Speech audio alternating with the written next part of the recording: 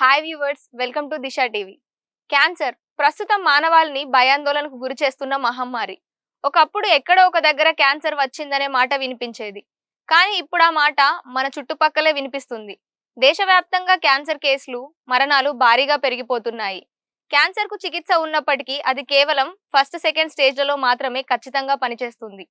Stage దాటిందంటే ప్రాణాలకు guarantee ఉండదు. Cancer స్త్రీ పురుషులు ఇద్దరికీ వస్తున్నా ఇద్దరితో పోలిస్తే స్త్రీలకే ఎక్కువ ముప్పు ఉంటుంది. మహిళల్లో ఎక్కువగా వచ్చే క్యాన్సర్లలో గర్భాశయ క్యాన్సర్ ఒకటి.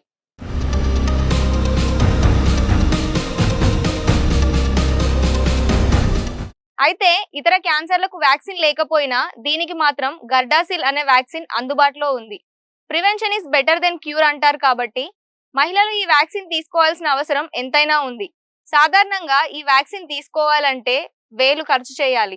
కానీ ఇప్పుడు ఆ బాధ లేకుండా దేశంలోనే 14 ఏళ్లలోపు బాలికలకు ఉచితంగా కేంద్రం ఈ వ్యాక్సిన్ ను అందుబాటులోకి తీసుకువచ్చింది. ఫిబ్రవరి 28న రాజస్థాన్లోని అజ్మీర్లో ప్రధాని మోడీ స్వయంగా గర్డాసిల్ వ్యాక్సిన్ ను ప్రారంభించడం ద్వారా ఈ కార్యక్రమానికి శ్రీకారం చుట్టారు. దేశవ్యాప్తంగా ప్రతి గ్రామంలో ఆశా వర్కర్లు ఇంటింటికి తిరిగి 14 ఏళ్లలోపు బాలికల వివరాలు సేకరించి వారికి హెచ్పివి వ్యాక్సిన్లు వేయిస్తున్నారు. అయితే గతంలో సిరమ్ ఇన్స్టిట్యూట్ తయారు చేసిన సెర్వోవాక్ హెచ్పివి వ్యాక్సిన్ ఉద్దంతంతో ప్రస్తుత వ్యాక్సిన్ పై ప్రజల్లో తీవ్ర అనుమానాలు వ్యక్తమవుతున్నాయి. భారత్లో 2009 నుంచి 2010లో సిరమ్ ఇన్స్టిట్యూట్ తయారు చేసిన సెర్వోవాక్ హెచ్పివి వ్యాక్సిన్ క్లినికల్ ట్రయల్స్ పై తీవ్ర వివాదం చెలరేగింది. ఉమ్మడి ఆంధ్రప్రదేశ్లోని ఖమ్మం జిల్లా, గుజరాత్లోని వడోదరాలో దాదాపు 24,000 మంది బాలికలపై ఈ టీకా ప్రయోగాలు జరిగాయి. ఈ ప్రక్రియలో 7 బాలికలు మరణించడం దేశవ్యాప్తంగా సంచలనం సృష్టించింది. ఈ ఘటనపై విచారణ చేపట్టిన పార్లమెంటరీ కమిటీ ట్రయల్స్ నిర్వహణలో తీవ్రమైన లోపాలు ఉన్నాయని గుర్తించింది. ముఖ్యంగా గిరిజన ప్రాంతాల్లోని హాస్టల్ విద్యార్థులకు వారి తల్లిదండ్రుల నుండి ఎలాంటి అనుమతి తీసుకోకుండానే టీకాలు వేశారని, చాలా చోట్ల వార్డెన్లే తల్లిదండ్రుల సంతకాలు పెట్టారని ఆరోపణలు కూడా వచ్చాయి. దీనిని పార్లమెంటరీ కమిటీ తీవ్రంగా తప్పుపట్టింది.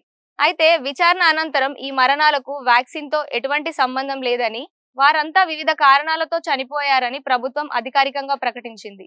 అయినప్పటికీ ట్రయల్స్ నిర్వహించిన పాత్ సంస్థ ఐసీఎంఆర్లపై తీవ్ర విమర్శలు రావడంతో ఈ ప్రాజెక్టును అప్పట్లో తాత్కాలికంగా నిలిపివేశారు. దీంతో ఇప్పుడు గర్డాసిల్ వ్యాక్సిన్ తీసుకునేందుకు కొందరు భయపడుతున్నారు. గర్డాసిల్ వ్యాక్సిన్ ను అమెరికాకు చెందిన మెర్క్ సంస్థ తయారు చేసింది. దీని భద్రతపై గత కొన్ని దశాబ్దాలుగా అంతర్జాతీయ స్థాయిలో వేల సంఖ్యలో పరిశోధనలు జరిగాయి. ప్రపంచ ఆరోగ్య సంస్థ, అమెరికాకు చెందిన సిడిసి, అంతర్జాతీయ వ్యాక్సిన్ అడ్వైజరీ కమిటీలు ఈ వ్యాక్సిన్ ను అత్యంత సురక్షితమైనదిగా గుర్తించాయి. ప్రస్తుతం ప్రపంచవ్యాప్తంగా 100కు పైగా దేశాల్లో ఈ వ్యాక్సిన్ ని విజయవంతంగా ఉపయోగిస్తున్నారు. క్లినికల్ డేటా ప్రకారం గర్భాశయ క్యాన్సర్ కు కారణమయ్యే అత్యంత ప్రమాదకరమైన హెచ్పివి రకాలను ఇది 90% వరకు సమర్థవంతంగా అరికడుతుందని నిరూపించింది. ఈ వ్యాక్సిన్ శరీరంలోకి ప్రవేశించిన తర్వాత వైరస్ ను ఎదుర్కొనే యాంటీబాడీలను ఉత్పత్తి చేసి భవిష్యత్తులో క్యాన్సర్ కణాలు అభివృద్ధి చెందకుండా రక్షణ కవచంలా పనిచేస్తోంది.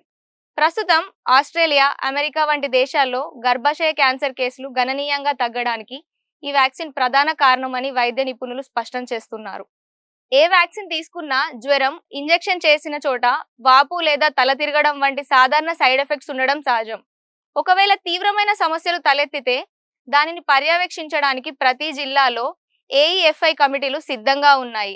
దేశవ్యాప్తంగా చేపట్టిన ప్రభుత్వ కార్యక్రమం కాబట్టి బాధితులకు తక్షణ వైద్య సేవలు అందించడంతో పాటు అవసరమైతే నష్టపరిహారం వంటి విషయాల్లో కేంద్ర ఆరోగ్య శాఖ, రాష్ట్ర ప్రభుత్వాలు బాధ్యత వహించాల్సి ఉంటుంది. ప్రజల్లో ఉన్న అపోహలను తొలగించి అవగాహనతో ఈ కార్యక్రమాన్ని ముందుకు తీసుకెళ్లడం వల్ల లక్షలాది మంది మహిళల ప్రాణాలను భవిష్యత్తులో కాపాడవచ్చు. For more interesting videos, like, share and subscribe Disha TV.